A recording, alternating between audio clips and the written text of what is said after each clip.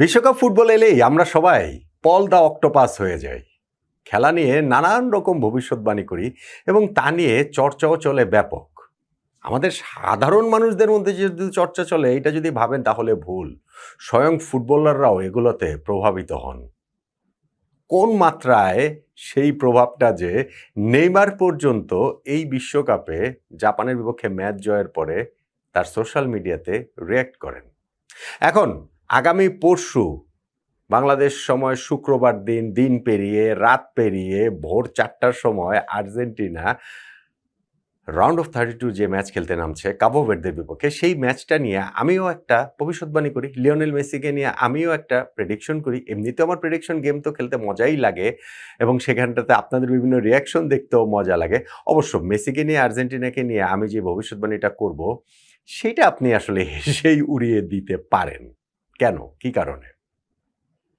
দেখেন, যেটা বলছিলাম যে বিশ্বকাপ আসলে আমরা সবাই পল দ্য অক্টোপাস হয়ে যাই। 2010 বিশ্বকাপেই তো ওই অক্টোপাস যে হচ্ছে গিয়ে যেই দিকে যাচ্ছে প্রত্যেকটা ম্যাচে রেজাল্ট মিলে যাচ্ছে, এরকম নানানভাবে এরপর থেকে একটা ট্রেন্ড শুরু হয়ে গেল যে নানান পশু পাখি হাতি ঘোড়া সব কিছু মিলিয়েই হচ্ছে গিয়ে ওয়ার্ল্ড কাপের ম্যাচগুলোর রেজাল্ট দেখার একটা চেষ্টা। এটা একটা ফান পার্ট, এটাকে এত সিরিয়াসলি নেওয়ার আসলে খুব একটা কিছু নেই। ইনফ্যাক্ট সুপার কম্পিউটার নানান গণনা করে। ইনফ্যাক্ট এই যে এইবার জার্মান যিনি অর্থনীতিবিদ জোয়াকিম ক্লেমেন্তে, তিনি গত 3টা বিশ্বকাপের রেজাল্ট রাইটলি প্রেডিক্ট করেছিলেন যে কারা শিরোপা জিতবে। তো এইবার তিনি ওই প্রেডিক্ট করেছিলেন যে জাপানের কাছে ব্রাজিল হেরে যাবে। ব্রাজিল যখন জাপানের বিপক্ষে জিতে গেল, তারপর নেইমার তার এক্স হ্যান্ডেলে একেবারে নাম উল্লেখ করেই এই ভদ্রলোককে লিখেছেন যে জোয়াকিম ক্লেমেন্তে পরের বিশ্বকাপে আবার চেষ্টা করেন। ওই একই দিনেই ব্রাজিলের ম্যাচের দিনেই নেদারল্যান্ডসেরও বিদায় হয়ে গেছে বিশ্বকাপ থেকে মরক্কোর কাছে হেরে। এই ক্লেমেন্তে ভবিষ্যৎবাণী করেছিলেন যে নেদারল্যান্ডস এবারের ওয়ার্ল্ড কাপ জিতবে। নেইমার আবারও ওইখানটাতে তার কমেন্টস অ্যাড করে দিয়েছেন যে আবারও ভুল। তার মানে হচ্ছে কি যে আমরা সাধারণ মানুষ যে এটা নিয়ে চর্চা করি আর আমাদের মধ্যেই এইটা নিয়ে নানান কথাবার্তা আলোচনা, তা না। নেইমারের মতো ফুটবলারও যখন এটা নিয়ে চর্চাটা যখন হয় এরকম সোশ্যাল মিডিয়াতে, মানে একেবারে জনসম্মুখেই তিনি যখন এটা জানাচ্ছেন সোশ্যাল পরিসরে আর কি, মানে এই অনলাইন পরিসরে, তার মানে বোঝা যায় যে এইটাতে আসলে প্রভাবিত সবাই কম বেশি হন। এইবারের বিশ্বকাপের আবার পল দ্য অক্টোপাস খ্যাতি পেয়ে গেছেন ঘানার এক ওঝা।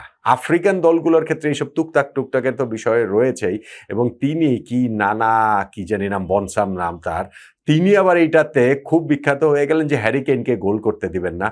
তো ইংল্যান্ডের বিপক্ষে ম্যাচটাতে ঘানার যে ছিল তখন তিনি তার এই কাজ করছিলেন নাকি, এবং হ্যারি কেইন সত্যি গোল করতে পারেনি। ম্যাচ শেষে আবার তিনি বললেন, না, হ্যারি কেইনের উপর আমার কোনো রাগ নাই, আমার পরের সন্তানের নাম হ্যারি রাখবো এবং তার উপরে থেকে আমি অভিশাপ তুলে নেওয়ার কাজ করছি। পরের ম্যাচে গোল পেয়েছে, ও হ্যারি কেইন দেখি পরের ম্যাচেও গোল পেয়ে গেছে, ফলে তিনি এখন ব্যাপক হিট। ঘানার সেই ওঝা এইবার ভবিষ্যৎবাণী করেছেন যে কাবো ভের্দের সঙ্গে ম্যাচটা আর্জেন্টিনা হেরে যাবে, আর্জেন্টিনার এই বিশ্বকাপ থেকে বিদায় হয়ে যাবে। আমার কথা হচ্ছে কি, প্রথমত এই জিনিসটাকে ফান হিসেবে দেখাটাই ভালো। নেইমার সিরিয়াস হয়ে গেছেন, আপনারাও অনেকে সিরিয়াস হন। আমার ওই প্রেডিকশন যে বিভিন্ন ভিডিওগুলি করি সেইখানটাতে অনেকে কমেন্টস করেন, ফলে নেইমারের রিয়াকশন দেখে আমি বুঝেছি যে ভাই ঠিক আছে, সাধারণ মানুষ ওইভাবে রিয়াক্ট তো করতেই পারেন, কিন্তু এইটাকে নিয়ে আসলে যে খুব যে সিরিয়াস হওয়ার কিছু কি রয়েছে কিনা। এবং আমি বলছিলাম আর্জেন্টিনাকে নিয়ে, মেসিকে নিয়ে আমারও একটা প্রেডিকশন এই ম্যাচটাকে ঘিরে কাবো ভের্দেকে নিয়ে রয়েছে। এমনিতেই কাবো ভের্দের ওয়ার্ল্ড কাপে খেলাটাই একটা রূপকথা, আফ্রিকার এই দেশটা, এবং তারপরে গিয়ে সেইখান যখন তারা এই বিশ্বকাপের নকআউট পর্বে উঠে গেল সেটা আরও বড় রূপকথা, এবং সেইখানটাতে আর্জেন্টিনার মুখোমুখি ওটা আরও বড় রূপকথা। এটা তাদের গোলকিপার ভজিনিয়া বলুন কিংবা তাদের দলের প্রত্যেকের জন্য সারা জীবনের মতো গল্প করার রসদ তারা পেয়ে যাচ্ছে যে বিশ্বকাপ খেলেছি, সেইখানে আমরা নকআউট পর্বে গেছি, সেখানে আমরা আর্জেন্টিনার বিপক্ষে খেলেছি, লিওনেল মেসির বিপক্ষে খেলেছি। ফলে এইখানটাতে তারা আপসেট ঘটিয়ে আর্জেন্টিনাকে বিদায় করে দিবেন সেই সম্ভাব্যতা ঘানার এক ওঝা তার টুকটাক দিয়ে বলে ফেলেছেন বলেই আর্জেন্টিনা হেরে যাবে, বিদায় হয়ে যাবে, এমনটা মনে করার কোনো কারণ নেই। বিশ্বকাপে আফ্রিকান দলগুলোর বিপক্ষে আর্জেন্টিনা প্রথম যে ম্যাচটা খেলেছিল 1990 বিশ্বকাপে, উদ্বোধনী ম্যাচ ক্যামেরুনের বিপক্ষে, অ্যামেজিং একটা ম্যাচ ছিল, কেননা সেইটা আর্জেন্টিনার ডিফেন্ডিং চ্যাম্পিয়ন ডিয়েগো ম্যারাডোনার দল, তারা কিনা প্রথম ম্যাচে ক্যামেরুনের কাছে হেরে গেল। ফ্রাঙ্কুইস ওমাম্বিক একটা মনে হচ্ছিল যে আকাশে উঠে একটা হেড করে গোলটা যে দিয়েছিলেন, ক্যামেরুনের দুইজন প্লেয়ার কানাবেক এবং হচ্ছে কি মাসিং তারা লাল কার্ড পেয়েছিলেন, তা সত্ত্বেও আর্জেন্টিনাকে ওই ক্যামেরুন কিন্তু 1-0 গোলে হারিয়ে দিয়েছিল। এরপরের বিশ্বকাপগুলোতে তাই আফ্রিকান দেশগুলোর বিপক্ষে আর্জেন্টিনার পারফরমেন্স বা কেমন হবে দুই দল মুখোমুখি হলে কোনো আফ্রিকান দেশের, তখনই কিন্তু ওই আলোচনার জায়গাটা, সেই ক্যামেরুনের জায়গাটা, ওই ম্যাচটার কথা বারবার ঘুরে ফিরে আসে। তবে বিশ্বকাপে এরপরে 5 বার আফ্রিকান দেশের মুখোমুখি, 7 বার ইনফ্যাক্ট আফ্রিকান দেশগুলোর 5 বার, শুধু নাইজেরিয়ার সঙ্গে 5 বার হয়েছে, 7 বার আফ্রিকান দেশের মুখোমুখি আর্জেন্টিনা হয়েছে এবং সেই 7টা ম্যাচেই আর্জেন্টিনা জিতেছে।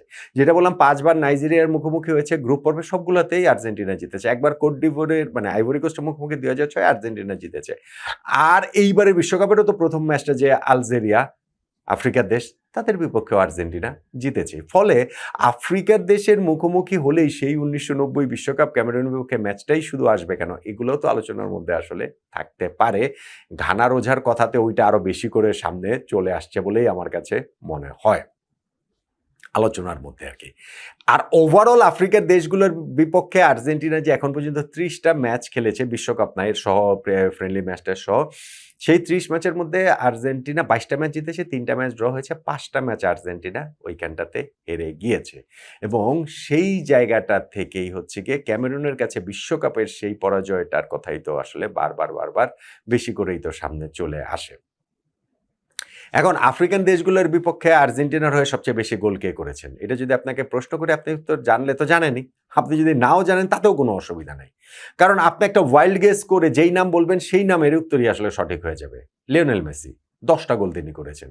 আলজেরিয়ার বিপক্ষে ওই দিন তিনি হ্যাট্রিক করেছেন এই বিশ্বকাপে।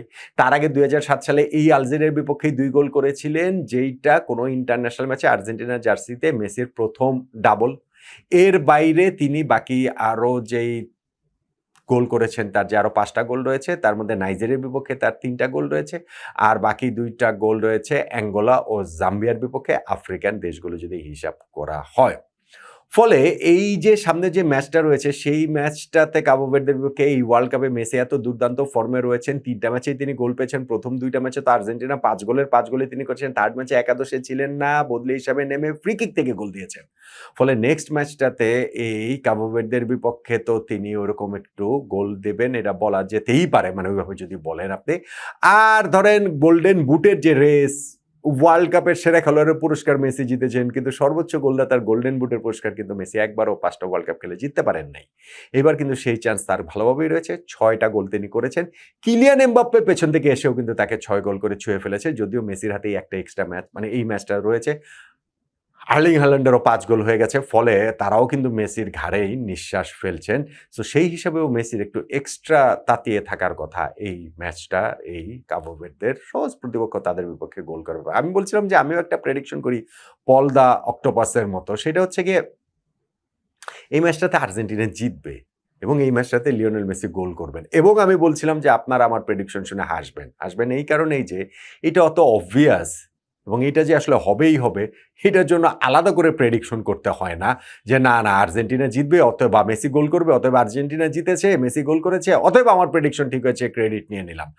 সেইটা আসলে নেয়ার কিছু নাই, কেননা এটা এরকমই অবভিয়াস, এই জন্য বলছিলাম আপনারা হাসবেন। ওই যে ঘানার ওজা নানা বনসাম, তিনি যে আর্জেন্টিনা পরাজয়ের প্রেডিকশনটা করেছেনটা সেই কারণেই যে যেন একটু আলোচনায় থাকতে পারেন, যেন এটা নিয়ে একটু চর্চা হয়। আর যখন ওটা তো ওঝা ঝাড় তুকতাকে এইসব করে না, আর যে জার্মান অর্থনীতিবিদ বেচারা কিন্তু আসলে প্রেডিকশন করে, বেচারা নানান হিসাব নিকাশ মিলে ক্লেমেন্তে তিনি মূলত শেয়ার বাজার নিয়ে কাজ করেন, কিন্তু ওয়ার্ল্ড কাপের এটা নানান হিসাব নিকাশ বিবেচনা করে তিনি একটা মডেল দাঁড় করেছেন, তার প্রেক্ষিতে তিনি বলেছেন। সেইটাতেই নেইমার মনে করেন যে ওইভাবে তাকে খোঁচা দিয়েছেন, ডাবল খোঁচা দিয়েছেন, ব্রাজিলের জয়ের পরে একবার, নেদারল্যান্ডসের বিদায়ের পরে আরও একবার। ফলে এই যে ঘানার ওঝা তার ওই যে ঝাড়তুক ম্যাজিক কিসব যে করছেন, এগুলাতে আসলে খুব একটা কাজের কিছু নয়। কিন্তু আমার কাছে যেটা মনে হয় যে হিস্ট্রির একটা সাপোর্ট তো লাগে, ম্যাচ খেলা হবে অন দ্য গিভেন ডেতে, এটাও যেমন সত্যি কথা, কিন্তু একই সঙ্গে ইতিহাসের যে পক্ষপাত রয়েছে আফ্রিকান দেশগুলোর বিপক্ষে, সেই 1990 বিশ্বকাপে ক্যামেরুনের কাছে আর্জেন্টিনা পরাজয় সত্ত্বেও এর পরের সময়টাতে, আর লিওনেল মেসিরও পারফরমেন্স তাদের বিপক্ষে এত ভালো, আর এই ওয়ার্ল্ড কাপেও লিওনেল মেসির পারফরমেন্স এত ভালো, আর আর্জেন্টিনার পারফরমেন্স এত ভালো।